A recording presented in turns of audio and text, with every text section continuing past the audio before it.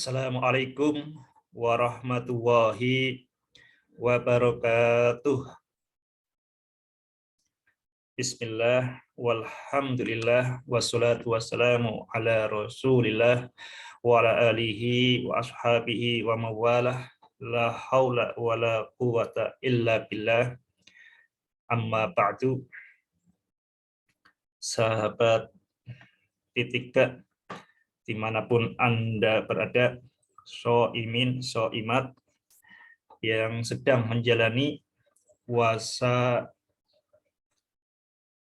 Ramadan 1443 Hijriah.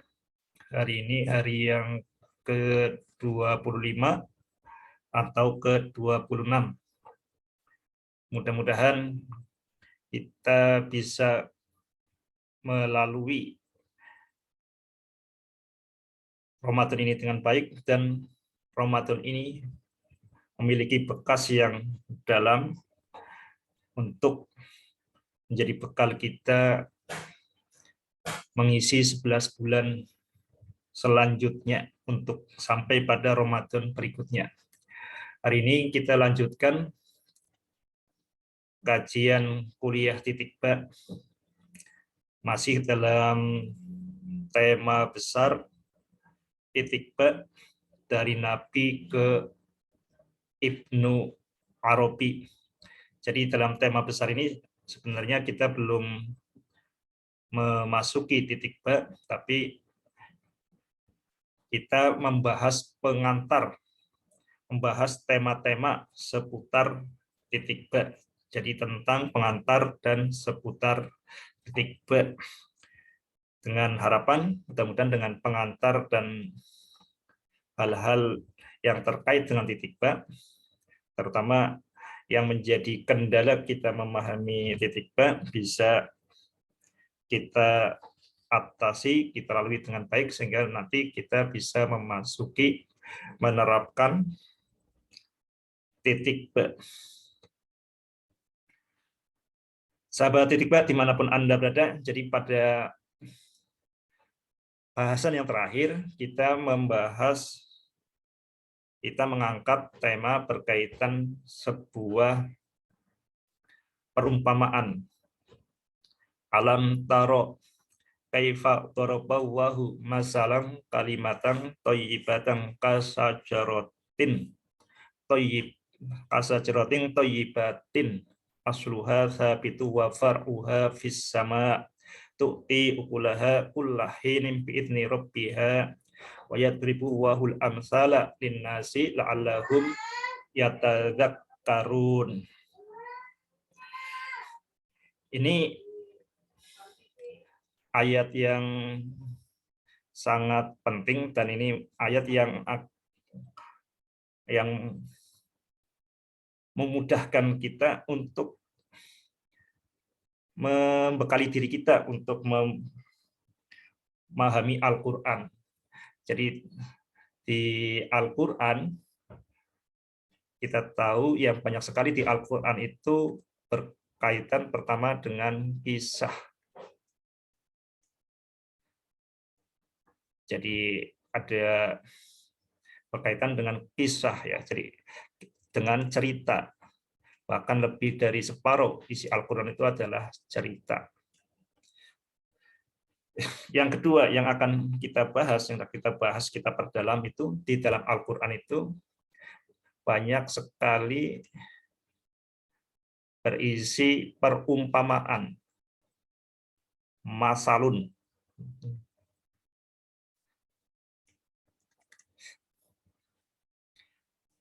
Ini tidak bisa kita sambil lalu berkaitan dengan cerita, berkaitan dengan perumpamaan, karena bagian terbesar dari Al-Quran itu berkaitan dengan cerita, berkaitan dengan perumpamaan.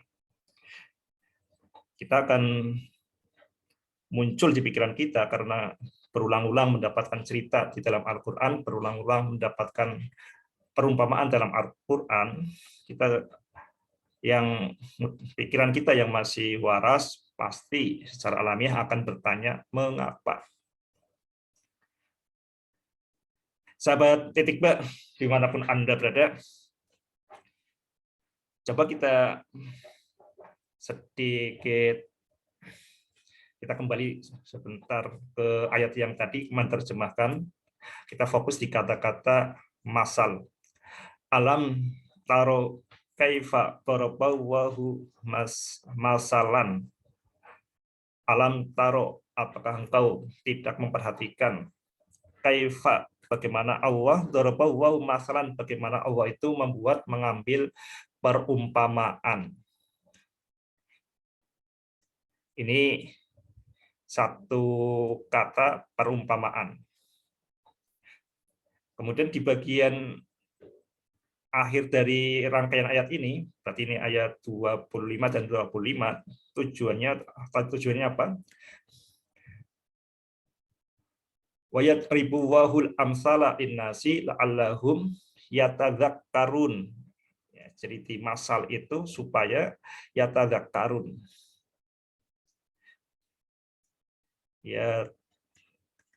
Yatadzakkarun. Kita akan mengupas lebih lanjut berkaitan dengan dua kata ini pada pertemuan kita saat ini. Alam taro kaifa daraballahu masalan kalimatan thayyibatan kasajaratin thayyibatin asluha tsabitu wa far'uha fis sama tu'ti ukulaha kullahinin bi'izni rabbiha wa yadribu wahul amsala linnasi la'allahum yatadzakkarun. La'allahum yatadzakkarun, agar mereka selalu ingat, agar dengan cara itu mereka akan mengambil pelajaran. Yatadzakkarun, selalu ingat berarti selalu terinstal di pikiran kita, terpasang di pikiran kita. Jadi ibaratnya perumpamaan yang ada di dalam Al-Quran itu seharusnya seperti program yang terinstal di dalam HP, selalu terpasang, selalu teringat. Tapi apa yang terjadi dengan kita umat Islam, ini perumpamaan seringkali kita hanya memahaminya, hanya mempelajarinya sambil lalu. Kita bisa bandingkan dengan model atom. Ini yang sering saya sampaikan berkaitan dengan model atom. Ini model atom ini yang paling menyinggung perasaan saya, mengusik. Ini model atom, bahwa di dalam atom itu ada inti, di inti ada yang muatannya positif dan muatannya netral, ada proton yang muatan positif dan ada yang netral, neutron. Kemudian di sekelilingnya ada elektron. Ini suatu model, suatu masalan, suatu masal. Apakah kamu tidak memperhatikan bagaimana para ilmuwan membuat perumpamaan? Alam taro kaifa doroba, para ilmuwan membuat masalun, yaitu model atom. Kita tahu kalau yang namanya model atom ini benar-benar terinstal di dalam pikiran orang-orang yang pernah mempelajarinya. Jadi benar-benar yatadzakkarun. Jadi orang yang mempelajari atom itu bukan sambil lalu, benar-benar terinstal sehingga ketika melihat peristiwa yang ada di alam semesta itu selalu mengkaitkannya dengan atom. Bagaimana membuat obat, memahami reaksi obat menggunakan masal perumpamaan atom ini, bahwa atom itu seperti bola.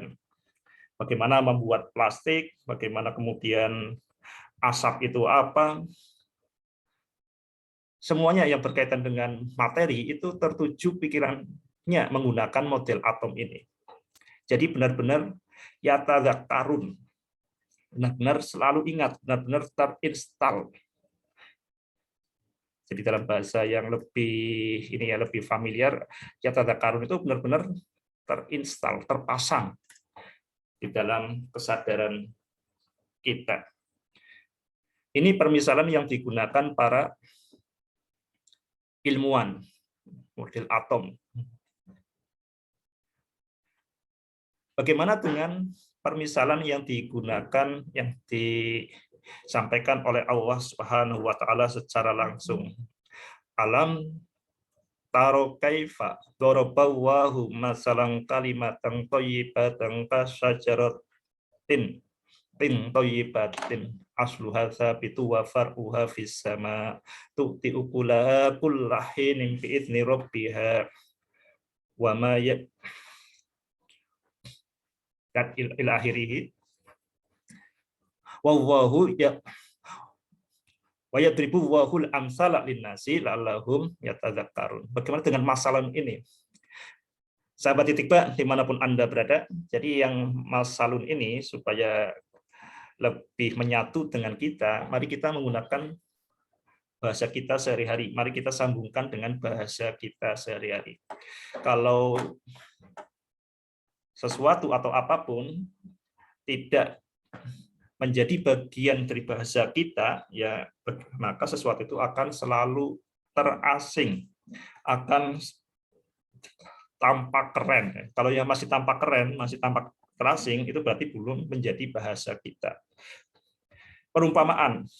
Kalau kita menggunakan kata perumpamaan, yang terjadi ya bayangan kita ya secara umum ini pikiran saya, dan mungkin tidak beda dengan pikiran sahabat semuanya, itu berkaitan dengan perumpamaan ya kita bayangin kayak di bahasa Indonesia.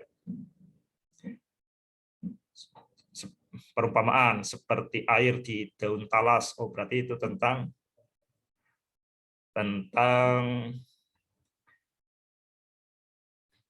pendirian yang labil ya. Kalau air di dalam talas itu kan di atas daun talas, atau daun talas ya. Daun talas itu kalau kita ngasih air itu airnya tidak menyebar, tapi airnya mengumpul. Nah, karena airnya mengumpul itu jadi goyang-goyang seperti air di dalam talas. Itu perumpamaan yang kebayang kita seperti itu. Agar benar-benar yatadzakkarun, ya, kalau perumpamaan kita, kalau kita memasukkan kata perumpamaan itu ada kecenderungan itu seperti dari daun talas, kita gampang goyang, kita perlu memaknai ulang masalun supaya yatadzakkarun, supaya benar-benar terinstal di pikiran kita. Itu kita bisa memahami bahwa yang namanya masalun itu yang pertama adalah metafora. Ini yang lemah, tapi ini yang paling jelas ya bagi orang awam, secara metafora. Seperti kita menganggap bahwa yang namanya ingatan kita, memori kita, itu seperti potret. Jadi kita mengingat itu berarti seperti potret. Potret kan berarti memfokuskan pada satu hal, kemudian jegrek tersimpan, kemudian kita bisa menggunakannya suatu saat. Itu berarti memetaforakan, menjadikan potret sebagai penjelas cara kerja pikiran kita. Tapi ini tentu banyak kelemahannya ya. Kalau potret itu kan sampai detail ya, detail sangat sesuai dengan aslinya, dan kemudian sampai beberapa waktu pun, berapa lama pun kita bisa melihat potret itu persis. Padahal memori kita, pikiran kita tidak seperti itu. Pikiran kita memudar seiring waktu. Maka yang lebih lanjut dari metafora itu kemudian ada yang namanya model. Kalau model itu ini yang digunakan di sains dan teknologi itu membuat model atom misalnya. Dengan model, maka seluruh pemahaman kita tentang penjelasan terkait tentang masa lalu, tentang data masa lalu, ini terangkum dalam model. Misalkan model atom ini merangkum ribuan data, merangkum ribuan eksperimen, merangkum ribuan kerja para ilmuwan entah siapa bersatu untuk mengembangkan model atom ini. Terus diperbaiki. Jadi benar-benar yatadzakkarun, selalu teringat, selalu digunakan. Dan masa lalu bisa kita anggap bisa diartikan sebagai teori. Jadi teori itu sebagai penjelas, dan penjelas ini bukan penjelas yang sambil lalu. Teori atom, ya, tadi model atom, teori atom, teori gravitasi, teori evolusi, itu tidak sambil lalu. Model atom, teori gravitasi, teori evolusi, Charles Darwin, itu bagi seorang ilmuwan itu tidak dipelajari sambil lalu, tapi benar-benar yatadzakkarun, selalu diingat dan kemudian bisa digunakan. Sahabat Titik Mbak, dimanapun Anda berada, ini PR bagi kita semua umat Islam. Benarkah kemudian masalun itu yatadzakkarun? Benarkah masalun itu perumpamaan, metafora, teori yang disampaikan langsung oleh Allah Subhanahu wa Ta'ala itu terinstal di dalam pikiran kita? Sahabat Titik Mbak, dimanapun Anda berada, jadi biar lebih jelas, kita perhatikan cara kerja secara umum. Jadi di pikiran kita anggap pikiran kita itu ada suatu ini ya, mesin atau apa di sini, yang kemudian inputnya itu yang masuk di pikiran kita itu kan yang paling banyak itu dari pendengaran dan dari penglihatan. Innasam awal basoro, dan sesungguhnya pendengaran dan penglihatan ini inputnya. Jadi kita mendapatkan input dari panca indera. Di antara panca indera yang paling kuat mendatangkan informasi ini adalah pendengaran dan penglihatan. Yang masuk ke pikiran kita itu kan sebenarnya sesuatu yang acak, yang tidak memiliki makna. Jadi yang namanya input atau bahasa psikologinya stimulus yang masuk ke dalam kesadaran kita itu tanpa makna. Dan maknanya apa? Itu tergantung apa yang teringat di dalam kesadaran kita. Apa yang terpasang di dalam kesadaran kita. Apa yang yatadzakkarun di sini. Yang yatadzakkarun apa? Ya maka itu akan menentukan output-nya. Jadi output ini akan menentukan apa, itu tergantung apa yang terinstal di dalam kesadaran kita. Dan kita tahu bahwa pikiran kita itu pertama diprogram dengan cerita.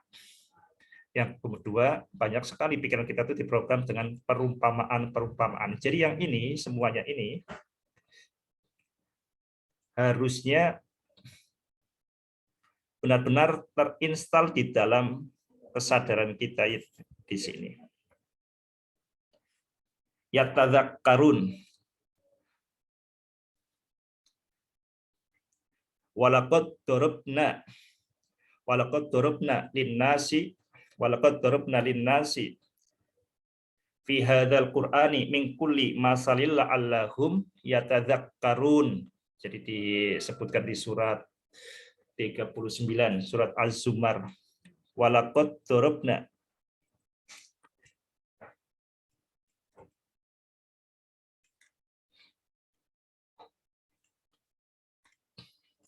Walaqad darabna lin-nasi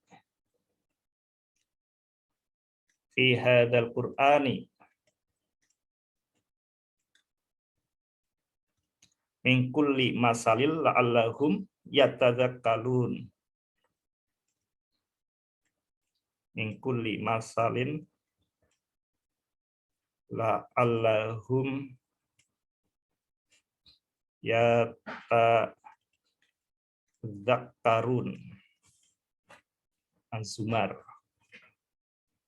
Az-Zumar ayat 27 kalau salah ya, ayat 27 bisa dicek.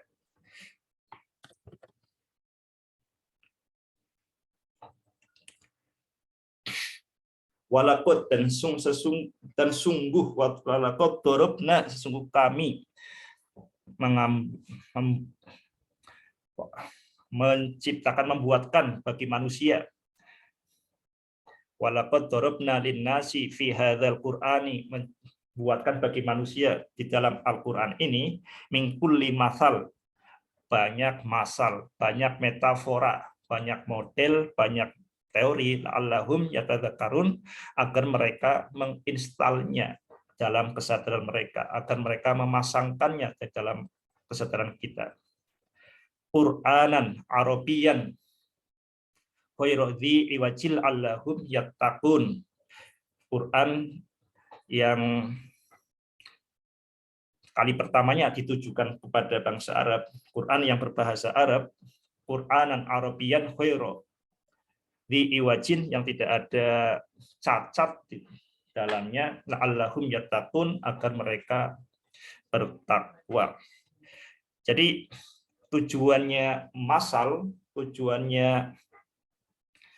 ini ya, tujuannya metafora, tujuannya model, tujuannya teori yang diperkenalkan oleh Allah Subhanahu wa taala fi hadzal Qur'an, di dalam Al-Qur'an ini, adalah agar selalu diingat kemudian dipergunakan, agar dipasang di dalam kesadaran kita, yatadzakkarun. Sahabat Titik Ba, dimanapun Anda berada, ini hal yang sangat dasar. Jadi manusia itu tidak merespon, tidak memproses informasi yang masuk itu dengan kepala kosong. Kita memiliki hardware otak, kita memiliki software, dan dengan itu kita kemudian memberi makna apa yang kita alami, yang kita lihat, yang kita dengar.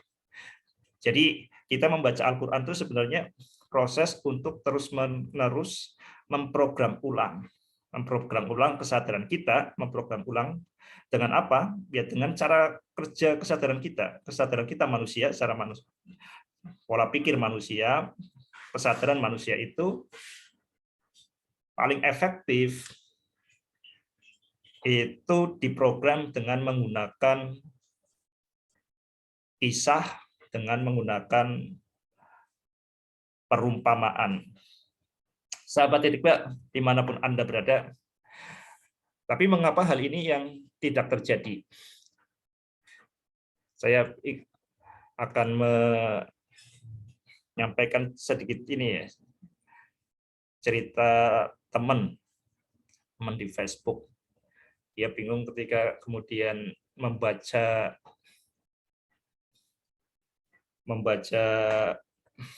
tafsir, misalkan dia berkaitan dengan cerita, yang membaca tafsir, misalnya tafsir tentang Nabi Yusuf, ya. Itu kemudian di sana di tafsir itu kan ya banyak yang riwayatnya ini dari siapa, berkata apa, itu begitu panjang.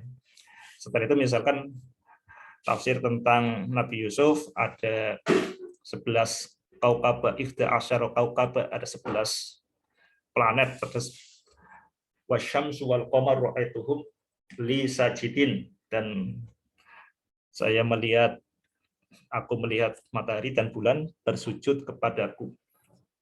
Nah, kemudian di tafsir itu kemudian itu nama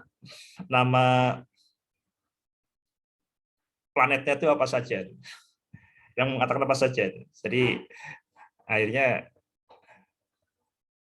kalau kita tidak sadar, ya kita kemudian terjerat ke masa lalu, padahal yang namanya di Al-Qur'an itu al-ibratu, yang namanya ibroh itu bi umumil lafzi la bi khususis sababi. Jadi yang namanya ibroh, yang namanya pelajaran yang kita ambil di dalam Al-Qur'an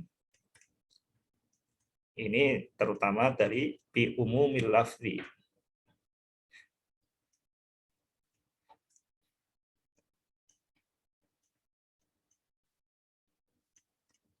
la bi khususis sababi.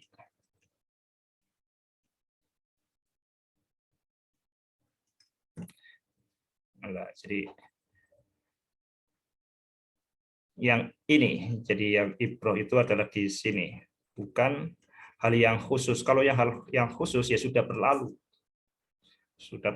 Jadi asbabun nuzul itu untuk memahami kita tentang makna dari lafaz Al-Quran itu, bukan kemudian malah menarik kita ke masa lalu, yaitu masa ketika atau masa seputar ayat yang kita baca. Jadi yang namanya asbabun nuzul sekali lagi itu bukan kemudian menjerat kita, menarik kita ke masa lalu. Asbabun nuzul itu untuk memahami lafaz sehingga lafaz itu dapat berguna bagi kita saat ini dan untuk ke depan. Ini hal yang sangat penting ya. Jadi supaya kemudian kita bisa maksimal mendapatkan manfaat dari pembacaan kita pada Al-Qur'an. Kita bisa mentadabburi Al-Qur'an sebaik mungkin. Kembali ke ayat tadi di surat Ibrahim yang sedang kita bahas. Alam taro kaifa daraballahu masalang kalimatan thayyibatan kasajaratin thayyibatin asluha sabitu wa far'uha fis sama tu'ti ukulaha kullahin bi'idni rabbiha wa yadribu wahul amsala linnasi la'allahum yatadzakkarun. Ini kalau sahabat kemudian ngecek di tafsir, misalkan tafsir Ibnu Katsir, ini di sana yang banyak ditulis di tafsir itu berkaitan apa yang dimaksud dengan syajarah thayyibah, syajaratun thayyibatun. Jadi kalau belum ada ka-nya berarti syajaratun thayyibatun. Setelah mendapat ka menjadi ka syajaratin thayyibatin. Jadi apa yang dimaksud dengan syajaratun thayyibatun? Apa yang dimaksud dengan syajaratun thayyibatun? Ini bahasannya lumayan panjang lebar berkaitan dengan syajaratun thayyibatun itu apa. Jadi di sini yang muncul di Ibnu Katsir dan ada dua pendapat syajaratun thayyibatun. Itu yang pertama, yang dimaksud syajaratun thayyibatun itu ini seperti diriwayatkan dari Ibnu Umar, itu adalah syajaratun thayyibatun hiya an-nakhlah. Ia itu adalah an-nakhlah, kurma. Pohon kurma an-nakhlah. Ini menurut riwayat yang diriwayatkan dari Ibnu Umar. Jadi putranya Umar bin Khattab. Kemudian ada lagi yang menurut Ibnu Abbas itu adalah syajaratun fil jannah. Jadi yang namanya syajaratun thayyibatun itu adalah pohon di surga. Syajaratun fil jannah, pohon di surga. Ini menurut Ibnu Abbas.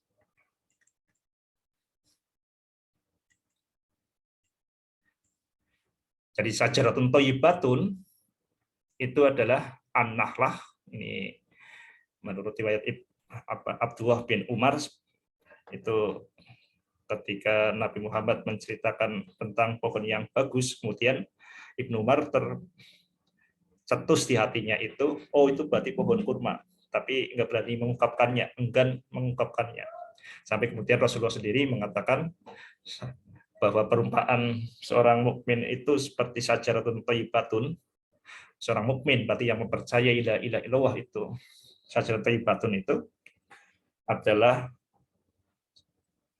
seperti syajaratun thayyibatun itu, kita bisa, pikiran kita bisa membayangkan adalah kurma an-nakhlah.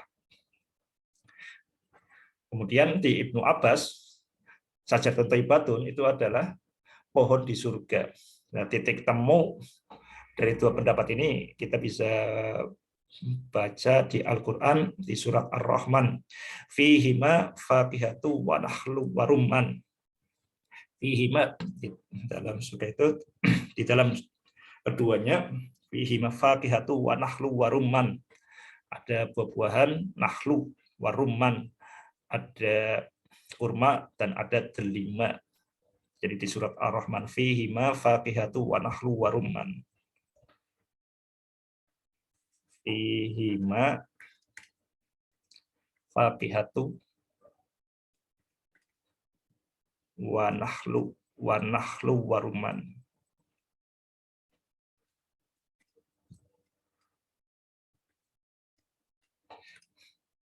Jadi di dalam surga itu ada buah-buahan, ada kurma dan ada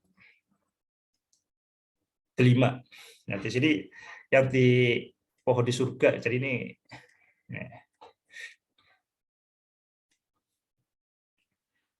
ini yang bisa saya temukan di tafsir Ibnu Katsir.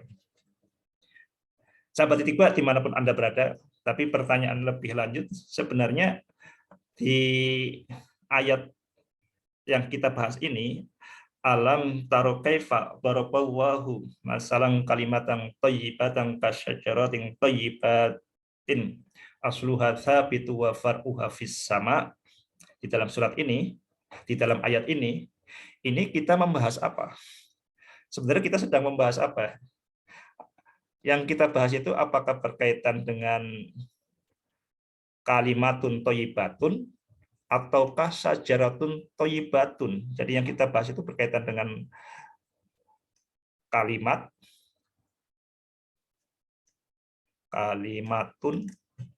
ataukah berkaitan dengan syajaratun. Ini pertanyaan kita. Jadi di ayat yang kita bahas tadi, yang menjadi yang Allah Subhanahu wa Ta'ala hendak sampaikan, itu hendak menyampaikan apa? Apakah hendak menceritakan tentang kalimatun thayyibatun ataukah tentang syajaratun thayyibatun? Alam taro kaifa daraballahu masalan kalimatan thayyibatan kasyajaratin thayyibatin. Tentu saja tidak ada keraguan bahwa yang hendak disampaikan Allah Subhanahu wa Ta'ala itu berkaitan dengan kalimat thayyibah. Jadi bukan tentang pohon.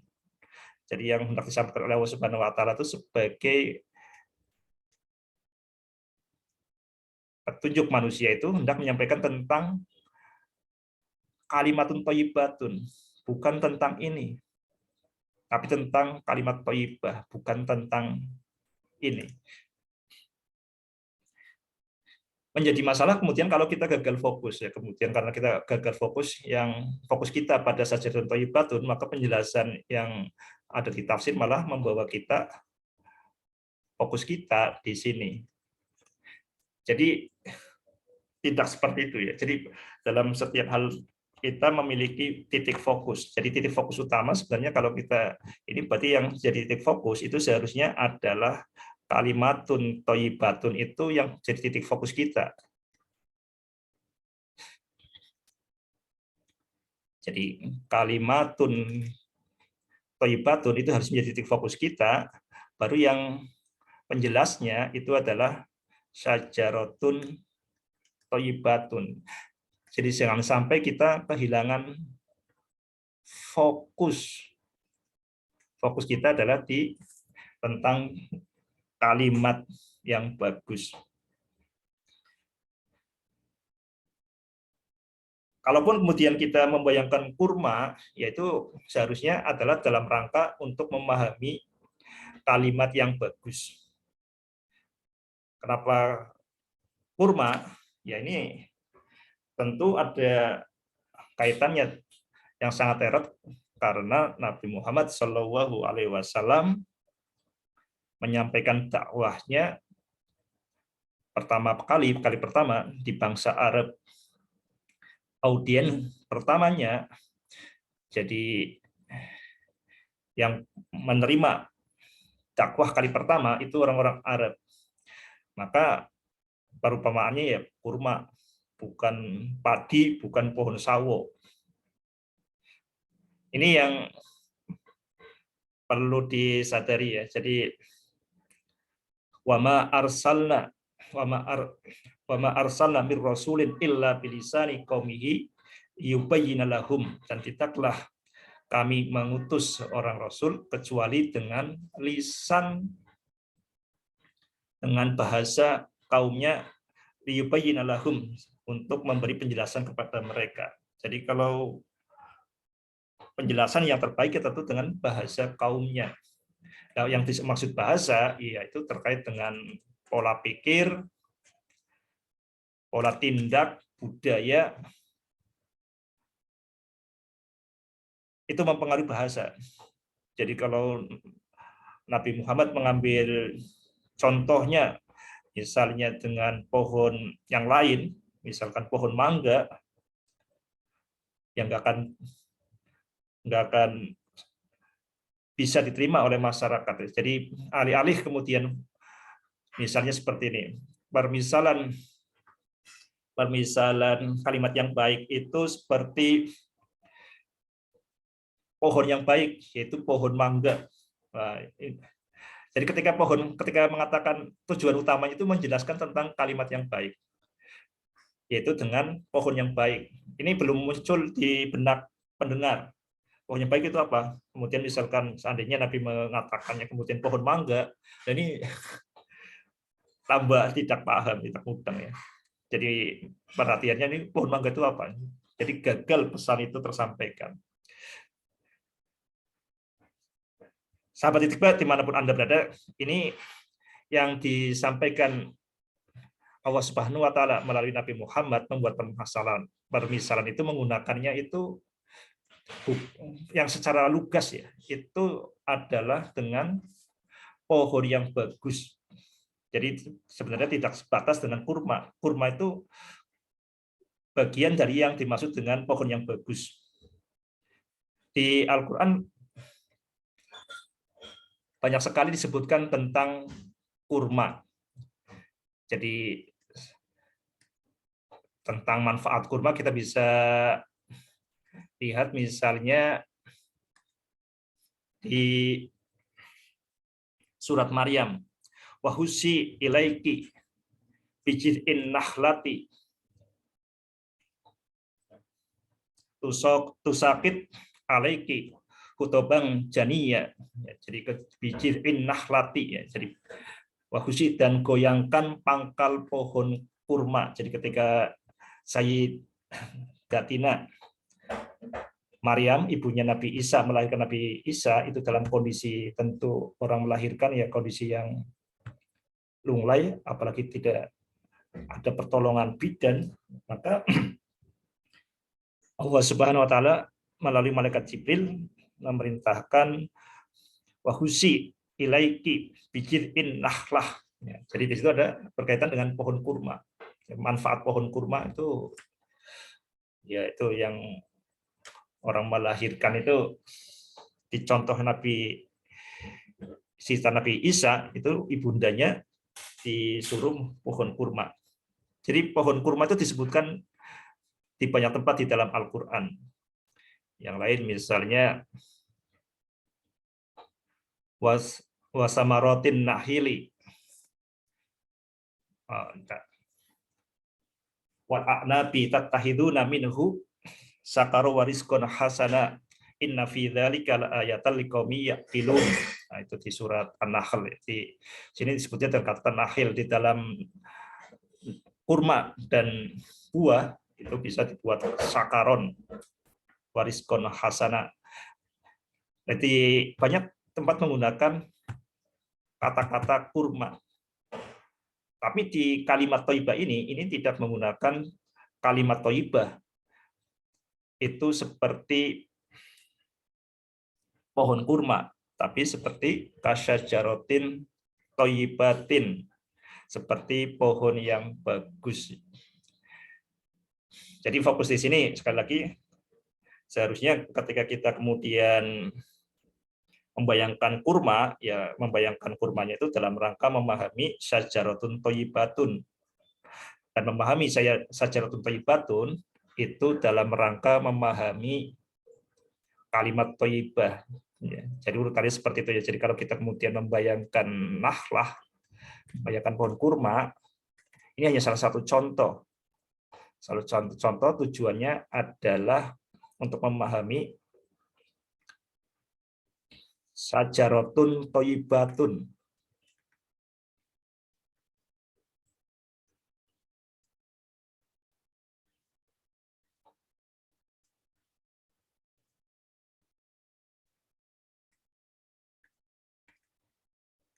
Dan memahami syajaratun thayyibatun itu dalam rangka memahami kalimatun thayyibatun, dalam memahami kalimat yang bagus.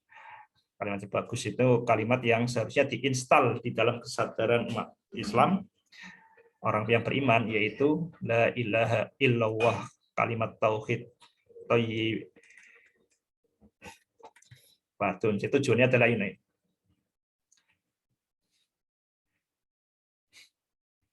Sahabat titik Pak, dimanapun Anda berada, jadi jangan sampai kemudian kita malah gagal fokus, kemudian kita fokusnya adalah membahas tentang kurma. Tapi fokus kita adalah bahas kalimat thayyibah. Mari kita berdalam lagi berkaitan dengan ini, fokus kita pada kalimat thayyibah, itu poin kita. Sahabat titik Pak, dimanapun Anda berada, ini sebenarnya pola pikir ini adalah pola pikir yang sangat manusiawi, yang menyentuh pikiran dan perasaan, yaitu pola pikir yang disebut sebagai pola pikir tamsil. Kita tahu di logika kita mengenal ada 3 pola pikir. Ada pola pikir yang namanya qiyasul mantiki, istiqra'i, ada yang namanya qiyasul mantiki,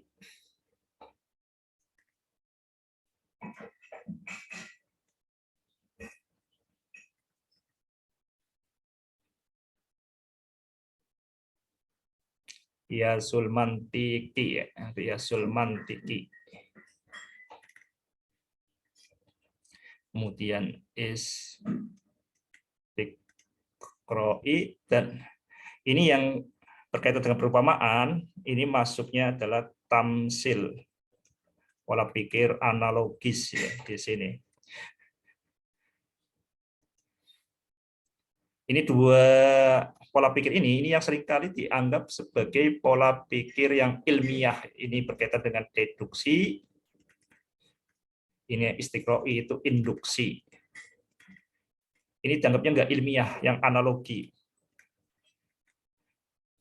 Mungkin ya secara tidak sadar karena kita dilatih di sekolah di pendidikan kita terus-menerus yang namanya ilmiah itu ya berarti induksi-deduksi, maka yang namanya perumpamaan itu tidak kita anggap serius karena ini dianggap sebagai tidak ilmiah. Yang ilmiah itu seringkali dianggapnya ya ini ya yang digunakan di metode ilmiah.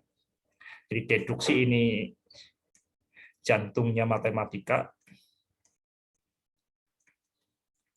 induksi ini adalah pola pikir induksi itu statistika.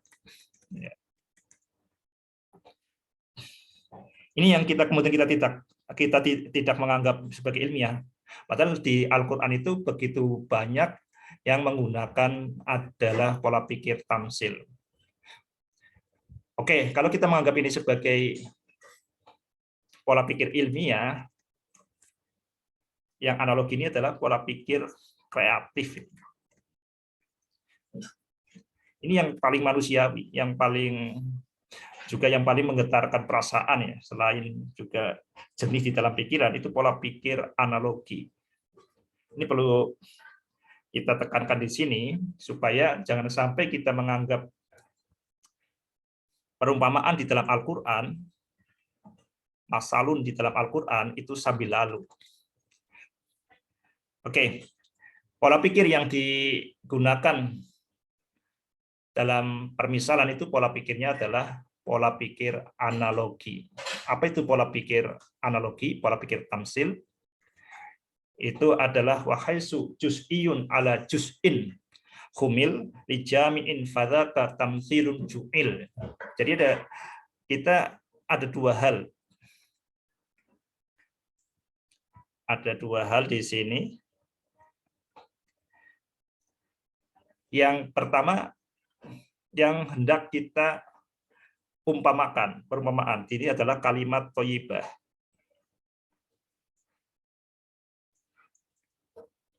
Kemudian yang kedua adalah yang digunakan untuk sebagai yang diumpamakan, yaitu syajarah.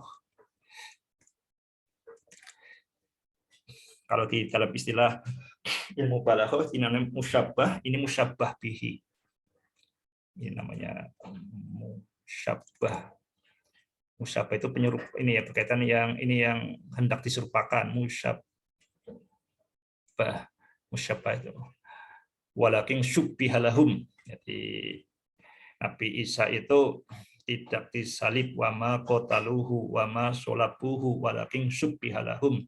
Mereka tidak membunuhnya, mereka tidak menyalibnya, walakin syubbihalahum. Tapi ada orang yang syubbihalahum, diserupakan bagi mereka. Syubbih penyurup. Jadi musyabbah ini adalah yang hendak diserupakan. Ini kalimat thayyibah itu diserupakan dengan syajarah thayyibah. Ini musyabbah bih ini.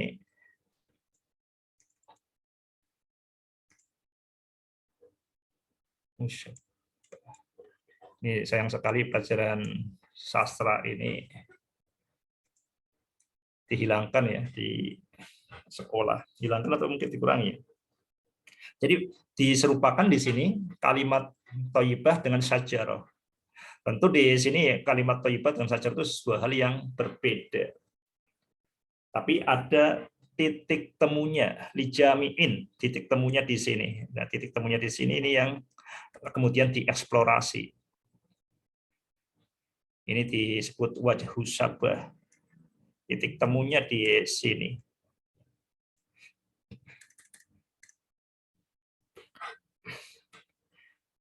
Sahabat titikba, dimanapun Anda berada, ini pola pikir yang banyak digunakan di dalam Al-Quran, itu menggunakan tasbih, menggunakan penyerupaan, menggunakan tamsil.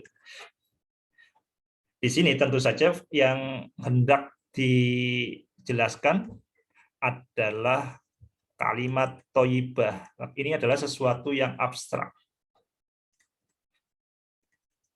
Agar lebih mudah masuk pikiran, maka yang abstrak itu dikonkretkan. Kemudian ini adalah hal yang konkret. Pohon itu hal yang konkret yang kita bisa lihat dengan panca indera kita. Kita bisa melihat, kita bisa mendengar suara daun. Kalau terkena angin, daun pohon-pohon itu kita bisa menyentuhnya, bahkan kita bisa makan buah-buahnya. Jadi dengan demikian tujuannya yang kalimat thayyibah yang abstrak itu bisa masuk ke kesadaran kita dengan dikaitkan pada hal yang konkret yaitu pohon. Apa itu yang kemudian dibayangkan setelah kita kemudian dibayangkan pohon? Jadi asluha sabitun wa far'uha fis sama.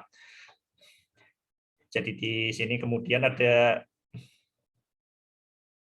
3 hal ya yang disebutkan itu, yang kalimat thayyibah yang diserupakan dengan pohon itu kita kemudian bisa membayangkan dengan 3 hal.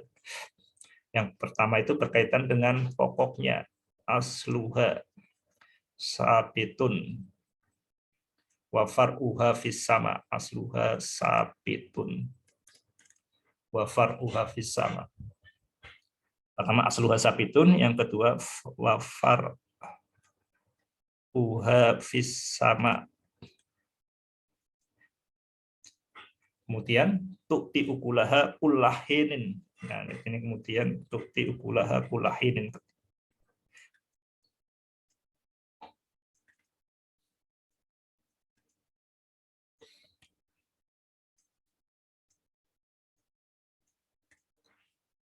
Jadi ada 3 ini, asluha sabitun wa far'uha fis sama. Tu'ti ukulaha kullahinin. Jadi kalimat thayyibah itu seperti pohon. Asluha sabitun, dasarnya kokoh. Wa far'uha fis sama, cabangnya yaitu yang dibangun di atas dasar itu bisa menjulang tinggi, tidak roboh. Dan bukan hanya itu, tu'ti ukulaha kullahinin. Jadi memberikan buah setiap musim. Sahabat Titikba dimanapun Anda berada, tapi yang perlu diingat, ini sekali lagi, ini bukan cerita tentang pohon yang bagus. Ini adalah cerita tentang kalimat thayyibah, kalimat yang bagus. Jadi dengan memahaminya, mengkaitkannya dengan pohon yang bagus, seharusnya muncul kemudian di pikiran kita, oh kalimat yang bagus itu ya kalau yang diucapkan, ya jadi kita hati-hati dengan kalimat yang diucapkan ya, karena kalimat yang diucapkan itu sebenarnya kan munculnya dari pikiran. Pikiran kemudian diucapkan, ucapan itu, kali pikiran yang diucapkan itu lebih kokoh lagi, membuat tindakan. Tindakan yang terus dilakukan ulang-ulang akan menjadi kebiasaan. Kebiasaan itu kemudian menentukan karakter. Nah, karakter ini yang akan memberikan buah yang bagus atau buruk bagi sekelilingnya itu adalah karena karakter ini. Dan kalimat thayyibah itu seharusnya seperti itu. Dari dengan diucapkan maka berbuat tindakan ya, tindakan yang bagus dan jadi kebiasaan dan kemudian menjadi karakter. Karena karakter ini kemudian bisa tu'ti ukulaha kullahinin. Jadi berbuah setiap musim yang terus-menerus. Jadi pikiran yang didasari tauhid ini adalah pikiran yang asluha sabitun, yang dasarnya kokoh. Wa far'uha fis sama, ya, jadi wa far'uha fis sama yang dibangun di atas asluha sabitun ini berarti ucapan tindakan ini memiliki dasar yang kokoh.